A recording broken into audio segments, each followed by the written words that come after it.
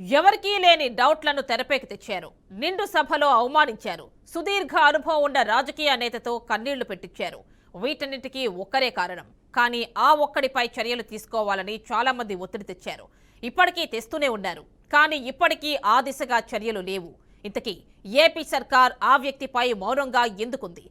ఎవరినైనా వదలొచ్చు కానీ అతన్ని మాత్రం వదలొద్దు అనుకున్న ప్రభుత్వం ఇప్పుడు చడీ చప్పుడు ఎందుకు చేయడం లేదు? ఆచితూచి అడుగులు వేస్తుందా లేదా లైట్ తీసుకుందా? ప్రస్తుతం ఈ ప్రశ్నలే చర్చనీయాంశంగా మారాయి.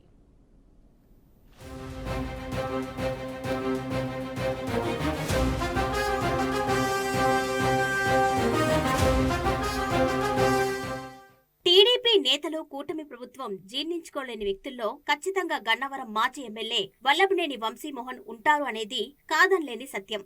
2019 నుంచి 2024 మధ్య కాలంలో టీడీపీ అధినేత చంద్రబాబు పట్ల వల్లభనేని వంశీ వ్యవహరించిన తీరే ఇందుకు ప్రధాన కారణం.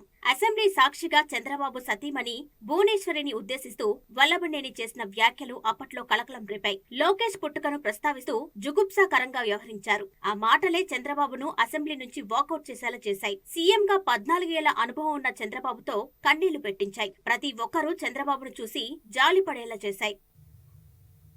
ఎప్పుడు కూడా మా మిస్సెస్ నా భార్య రాజకీయాలకు రాలేదు. ఒక్కొక్కసారి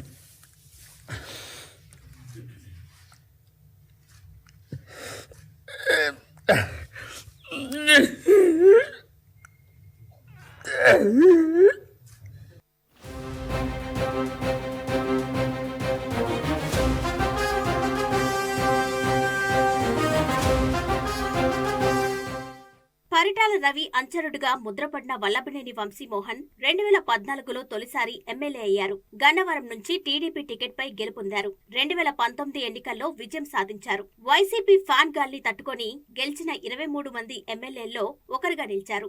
ఇక్కడ వరకు అంతా బాగానే ఉంది.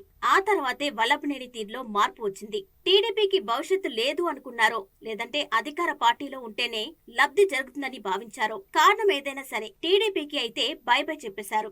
రాజీనామా చేయకుండానే వైసీపీ పంచన చేరారు. టీడీపీ నుంచి బయటకొచ్చినప్పటి నుంచి అదే పార్టీకి కొరకరాని కొయ్యగా మారారు. ఇష్టానుసారంగా టీడీపీని, ఆ పార్టీ అధినేత చంద్రబాబును, పార్టీలో నెంబర్ 2గా ఉన్న లోకేష్ ను దుర్భాషలాడారు, విమర్శలు గుప్పించారు.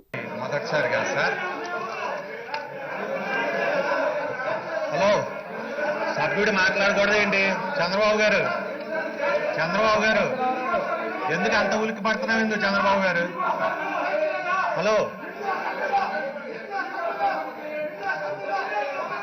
సార్, అయితే ముఖ్యమంత్రి గారిని నేను కలవటం ఇదే మొదలుగా సార్. ప్లీజ్, ఎంత ముందు కూడా కలిశాను సార్.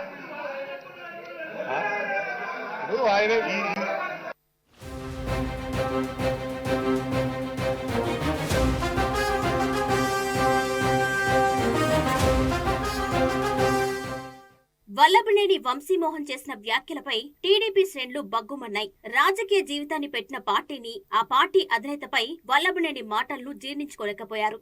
అధికారంలోకి వస్తే తోలు తీసి ఆరేయాల్సిందే అని నిర్ణయించుకున్నారు. అన్నట్లుగానే వైసీపీ కోటలు బద్దలు కొట్టి కూటమి ప్రభుత్వం అధికారంలోకి వచ్చింది. ఇక నుంచి వల్లభనేని వంశీకి చుక్కలు చూపిస్తామని కొందరు టీడీపీ నేతలు, అభిమానులు బహిరంగంగానే ప్రకటించారు. ఇక అప్పటికే రెడ్ బుక్ పేరుతో అడ్డగోలుగా ప్రవర్తించిన వైసీపీ నేతలు చిట్టా రాసుకున్నామని స్వయంగా లోకేష్ ప్రకటించారు. వారందరికీ అధికారంలోకి రాగానే బుద్ధి చెప్తామని హెచ్చరించారు. లోకేష్ రాసుకున్న వైసీపీ నేతల చిట్టాల్లో ఖచ్చితంగా కొడాలి నాని, వల్లభనేని వంశీమోహన్ పేర్లు ఉంటాయని అందరూ ఊహించారు.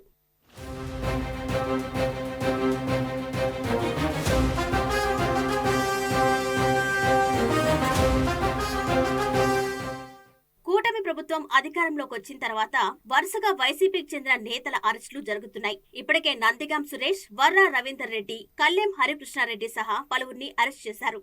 రెడ్ బుక్ పని మొదలుపెట్టిందని ఒక అంచనాకొచ్చారు. కానీ ఎవరిపైన అయితే కఠినంగా శిక్షలు ఉండాలి అని భావించారో ఆ వ్యక్తి పేరు మాత్రం బయటకు రావడం లేదు.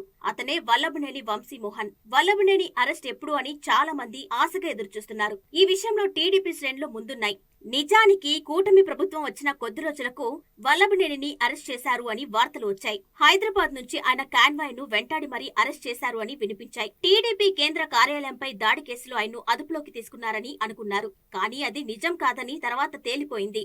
అయితే అప్పటి నుంచి వల్లభనేని పెద్దగా బయట కనిపించడం లేదు.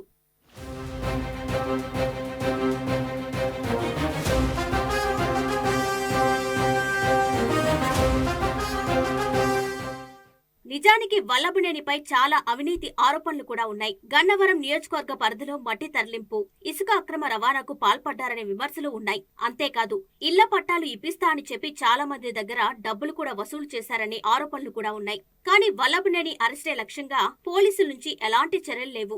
దీనిపైనే కూటమి శ్రేణులు తీవ్ర అసంతృప్తికి గురవుతున్నారు. తమ పార్టీ అధినేతను నీచంగా అవమానించిన ఆ వ్యక్తిపై కేసులు ఎందుకు పెట్టడం లేదు అని ప్రశ్నిస్తున్నారు. అసలు రెడ్ బుక్ లో వల్లభనేని పేరు ఉందా లేదా అనే సందేహాలు వ్యక్తమవుతున్నాయి. అసలు అతనిపై చర్యలు తీసుకుంటారా లేదంటే రెడ్ బుక్ జాబితా నుంచి పేరును తప్పించారా అని అనుమానిస్తున్నారు.